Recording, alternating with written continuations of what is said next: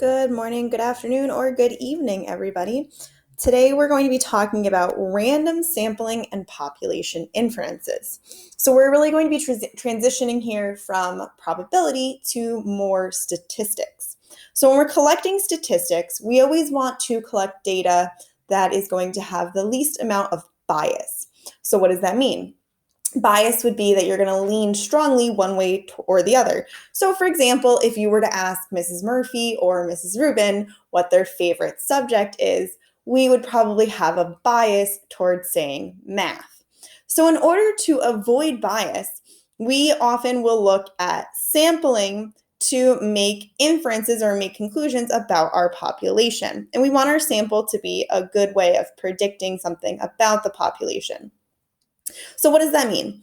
A sample is a subset of an entire group. It refers to a portion of the group with specific characteristics. So for example, if we were to say period 3 of Math 7. So that is the subset of Math 7 students, and it's looking at the characteristic that they're all in period 3. So our population in this case, which refers to the entire group when we're collecting data, would be all Math 7 students. Now, if we're selecting just students from period 3, there might be some characteristics that those students share. So it might be that they're coming from the same class beforehand or something in how their schedule is set up. So what we want to do is we always want to try to avoid any kind of narrowing or bias in our sample. So we would really actually want to try and do some kind of random sample.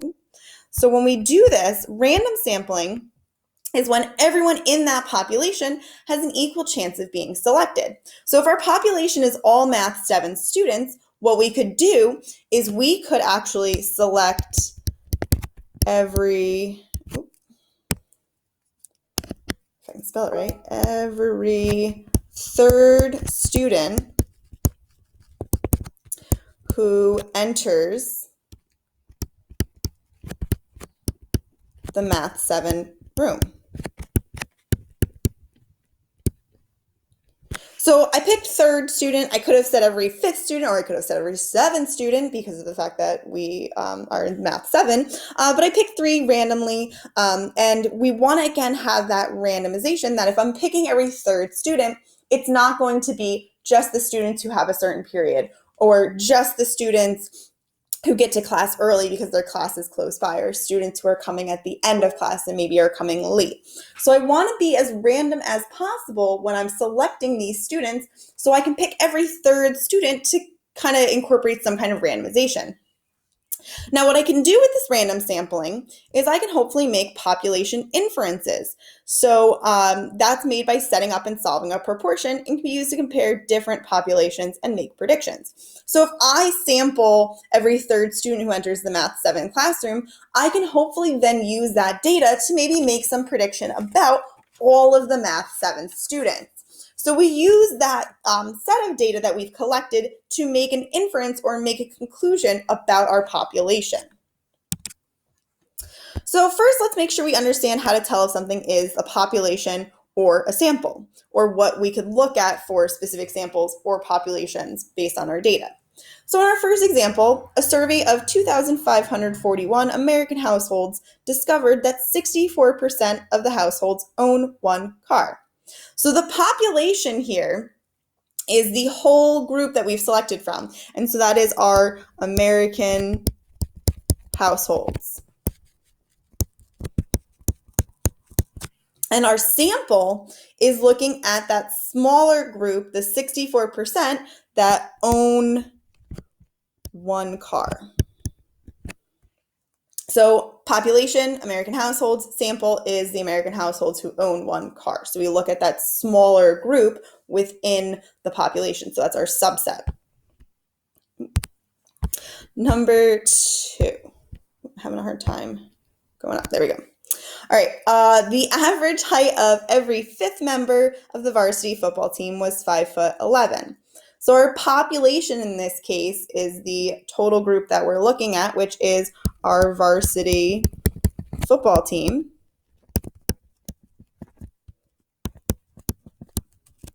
And our sample is when we collected the data from every fifth member.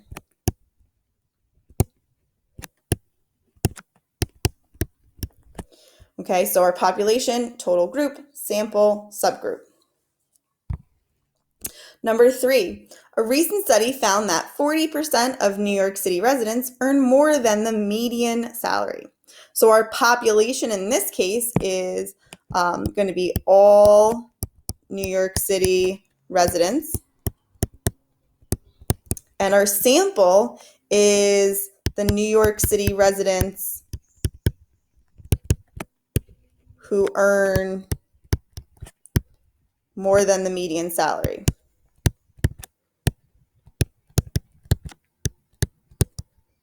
All right, so again, sample, subgroup, population, total group. Now, when we're collecting from the data, we always want to try and be as random as possible. All right, so here we're going to read the situation below, then determine if the various methods would produce a random sample and justify your thinking in the space below. So, the senior class president would like to host an after graduation lock-in. There will be games, gifts, and food. In order to decide if people would be willing to buy tickets and attend, she has to conduct a survey. So she will select 25 students to meet and give input on the prizes, food, and ticket price. And there are 500 members of the senior class. So 500 members of the senior class being our population, the 25 students will be her sample that she is selecting. So when we look at those 25 students, we want to randomly select them as much as possible. So the first one says she selects every 10th senior student as they get off the bus one morning. Well, this is going to be not random, and I'm going to just verbalize it rather than write it all, because we're looking at seniors who traditionally are not going to be riding the bus. So it would not be random because you're looking at specifically just seniors who ride the bus. So we're not going to get a good sample of our actual population. You're just looking at seniors who would be also riding the bus. So not really random. Number 2, she asked the choir director to allow her to survey the senior choir. Well, once again, this would be not random. And that is because you're just looking at the choir students, and not every senior is going to take choir. So because you're looking at a very specific group, it doesn't really randomly represent, and it's definitely not random if we're just looking at the choir. Okay, so because we're looking at something specific, it is not random. All right, number 3, she meets with a senior counselor who selects every 20th student on the school roster. So here we're looking at from the whole population, we're just going to select every 20th student. And so this would be random, because we're taking from that whole population and just selecting every 20th student. So if we're looking at the whole population, we can randomly select them by collecting every 20th student. Number 4, she assigns each senior a number and randomly selects 25 numbers. Well, hey, that has the name random in it, so I would hope that this would be pretty random, and it is, and that's because if you're selecting 25 numbers at random from that whole population of seniors, which were given a number, they all have a random chance or equal chance of being selected. Now, the whole idea of collecting this data from a random sample is to hopefully be able to make some inference about our population. So when we can make those inferences, we're usually going to be looking at setting up proportions. All right, so in this example here, Eastside Middle School conducted a survey of randomly selected 6th graders to determine which elective they were most likely to participate in. The results are shown in the table below. So one of the things that I really like to see is that we've randomly selected 6th graders, so that's good. That should help give us appropriate data. Now, first we want to know, they could either look at Spanish, theater, or art. And we want to know how many students are surveyed. So I would add up the 14, 20, and 6 to get a total of 40 students. Now they want to know what percentage, bringing back our old unit, what percentage of students surveyed selected Spanish as their elective of choice. So if you remember to set up percentages, we can look at how many fall into that category, out of the number of people. So there are 14 students who selected Spanish out of 40 total. Now I have a fraction which I can divide 14 divided by 40 gives us 0.35, which is a decimal, not a percentage. So now to turn that into a percentage, I'm going to take the decimal and go 2 places to the right and get 35%. Now, the school estimates that there are actually 350 students in 6th grade. We're going to use this sample and determine about how many students can be expected to sign up for art. So this is going to be the first time that we're going to take our sample and make a claim about our population. So the sample was the 40 students surveyed, and our population is the 350 students in 6th grade. So in order to do this, we're going to set up a proportion. I'm going to look at the students who said art out of our total. So from the table, I have 6 students who picked art out of our 40 students. Now we're going to predict how many students would sign up for art, so that's our unknown, out of our actual population of 350 students. So we can set up our proportion here, and to solve this proportion, we are going to cross multiply. So I'm going to multiply 6 by 350 and 40 by x. So I get 40x is equal to 6 times 350 is going to give us 2,100. And then I divide both sides by 40 and I get x equals 52.5. Now here's where units can be helpful. Can I have 52.5 students? Nope. Nonsense. So I'm going to use my normal rounding rules. That 0.5 to round that up to a whole number would become 53 students. Okay. Now for the next one, I'm going to pinch the page a little bit here so we can still get that table in. So we want to, for the school estimating that there are actually 350 students in 6th grade, we're going to use the sample again to determine about how many students can be expected to sign up for theater. So now we're looking at the students who were in theater. So once again, we can set up a proportion for this. So I'm going to set up my proportion. I'm going to look at theater to total. If it lets me write.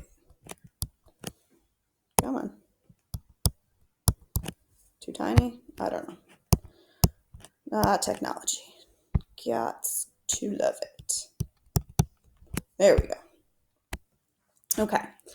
So from the survey, we had 20 out of 40 who said 20 students said they would pick theater out of our 40 total. And now we're looking to make a prediction of how many out of our 350 students. Once again, we are set up that we can cross product to find x.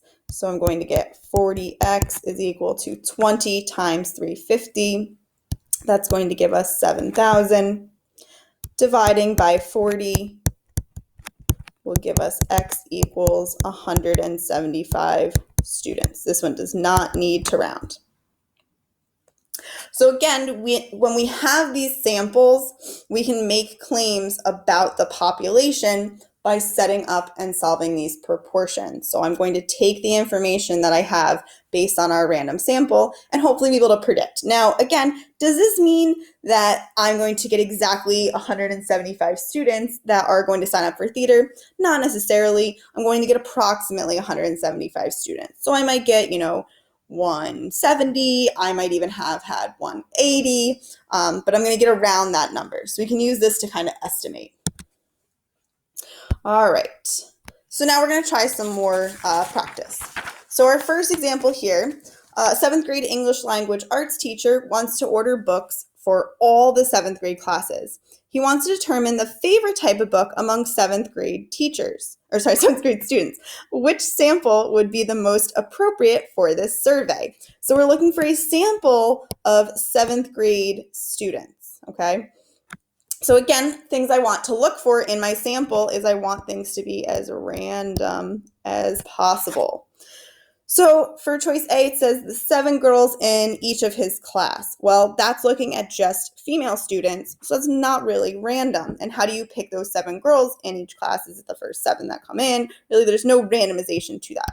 So that's out. Every 5th student in the 7th grade. That sounds good. You've got randomization by looking for every 5th, and we're talking about the 7th grade. Seems reasonable. Let's check out the other answers to make sure, though. Choice C, 1 out of 7 students in his middle school. Well, there's some randomization in the 1 out of 7, but we're looking at all the students in the middle school, not just 7th grade. So that's really not looking at the appropriate population, right? We want just 7th grade students. So that's out. And then choice D, similar to choice A, it says all the boys in one of his 7th grade classes. Well, again, we're looking specifically at the gender, and we're looking at just one of his classes. So that's really not that random. So the best sample would be coming from every 5th student in the 7th grade. All right, number 2, very similar. A school principal wants to determine which type of speaker the students prefer to invite to an assembly for the entire student population. Which survey method would produce the best representative sample? So again, we're looking for a sample of the entire student population. So we want to be random. Okay. Choice A says survey every 5th person who shops at a mall. Well, you're talking about a mall, but that's not really going to be a great sample for the principal. That's definitely out. Survey all the students on the student council. Well, here you're just looking at specifically student council students, so that's going to be a really narrow sample, so not really random. Out. Survey every 10th student entering the school one morning. Well, you're going for every 10th student, and you're going for anyone who's coming into the building, which should be a student, every student entering the school. So that seems like a pretty good sample. Let me just make sure choice D is out. That one says to survey all the students who went into the last basketball game. Well, again, that's looking really specifically at just students attending the basketball game. Not every student does that. So that one would have bias. That's out. Choice C is truly the most random. All right, number 3 here. The results of a survey of 120 students who were selected randomly are listed below. 60 students have a cell phone with Verizon, 36 students have a cell phone with Sprint, and 24 students do not have a cell phone. If the total population of students was 380 based on the data, what is the best approximation for the total number of students who have a cell phone plan with Sprint? So this is all sample, right? So this is our sample, and then this is our population. So I want to take that sample and I want to predict something about the population. So prediction, we're going to set up a proportion. And we're going to look at Sprint, if I can spell it right, to total. Okay, so in the sample in our survey, we had 36 students with Sprint out of 120 that were total sampled. We want to know how many in our population out of the 380 students in our population. Once again, proportion, we can set this up to do cross products here. And so I get 120x is equal to 36 times 380, and that's going to give us 13,680. To solve for x, we're going to divide both sides by 120, and we're going to get x equals 114 students. So that's going to match choice A. All right, so with our random sampling and population inferences, we want to hopefully sample randomly as much as possible to represent something from our population. So we want to be random so we don't have any bias in that data.